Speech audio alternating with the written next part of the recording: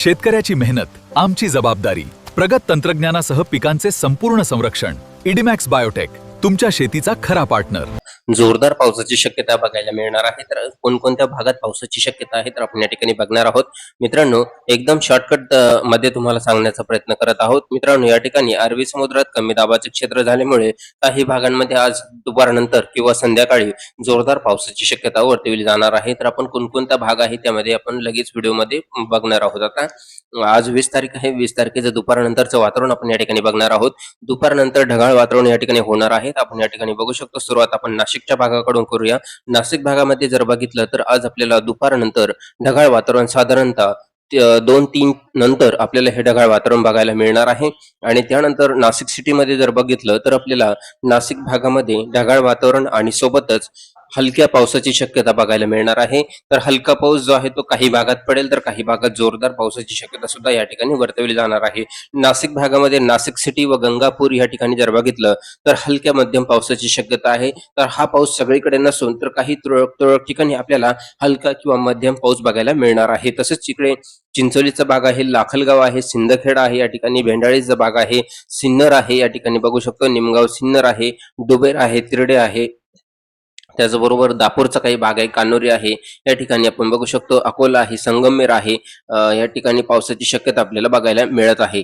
तसंच हा जो भाग आहे मोठा पुण्याच्या भागाकडे सुद्धा हा पाऊस आपल्याला बघायला मिळत आहे. त्याचबरोबर टाकळी डोकेश्वरच्याही काही भागात आपल्याला पाऊस बघायला मिळत आहे. मोठा बदल आपल्याला आणखी होणार आहे संध्याकाळनंतर. तोही अपडेट आपण या ठिकाणी व्हिडिओमध्ये लगेच घेऊया. आणखी कोणकोणत्या भागात पावसाची शक्यता आहे तर या ठिकाणी बघूया. वणी, दिंडोरी, पिंपळगाव, बसवंत या ठिकाणी आपल्याला ओझरच्या काही भागात हलका मध्यम पाऊस पडण्याची शक्यता सोबतच वादळी वाऱ्याचा इशारा या ठिकाणी बघायला मिळणार आहे.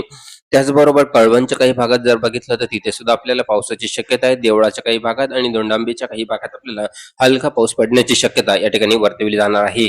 तसेच ताहराबाद आणि पिंपळनेर आणि साक्री ह्या भागात सुद्धा आपल्याला हलक्या पावसाची शक्यता इथे वर्तवली जाणार आहे. त्याचबरोबर खाली आपण जर बघितलं तर पुण्याच्या काही भागात मंचर या ठिकाणी सुद्धा आपल्याला हलक्या पावसाची शक्यता आहे. तर सातारामध्ये सुद्धा काही भागात पावसाची शक्यता या ठिकाणी वर्तवली जात आहे. तसंच सिंधुदुर्ग आणि कोल्हापूर आणि तसेच निपाणी, बेळगावच्या काही भागात हलक्या पावसाची शक्यता आज दुपारनंतर आहे. तसंच बाकी इतरत्र भागात जर बघितलं तर ढगाळ वातावरणाची शक्यता आहे.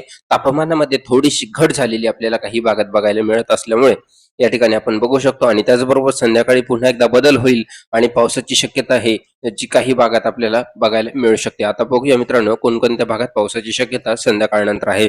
साधारणतः संध्याकाळी 6-7 नंतर बघितलं सटाणा, मालेगाव, चांदवड, मनमाड, येवला या ठिकाणी आपल्याला पावसाचं वातावरण होईल. परंतु पाऊस हलका पडेल किंवा पडणार नाही, परंतु वादळी वारे आपल्याला बघायला मिळेल. तसंच वैजापूर आणि कन्नडच्या काही भागात, गंगापूरच्या काही भागात जर बघितलं तिथे सुद्धा आपल्याला हलक्या पावसाची शक्यता बघायला मिळू शकते. तर काही भागात फक्त वारे वाहणार आहे.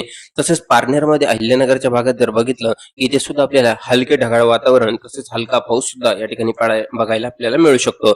तसेच या ठिकाणी विटा, मायनी इथे जर बघितलं इथे सुद्धा हलक्या मध्यम पावसाची शक्यता या ठिकाणी 20 तारखेच्या वातावरणामध्ये वर्तवली जाणार आहे. आपण या ठिकाणी अंदाज बघितलेला आहे. तसंच 21, 22, 23 या 3 दिवसाचा हवामान अंदाज आपण व्हिडिओ अपलोड केलेला आहे. डेली अपडेटसाठी चॅनलला सबस्क्राईब करा, व्हिडिओला लाईक करा आणि आपले गाव, तालुका, जिल्हा आम्हाला कमेंट करून नक्कीच कळवा. भेटूया पुढील व्हिडिओमध्ये. सर्वांना नमस्कार, धन्यवाद.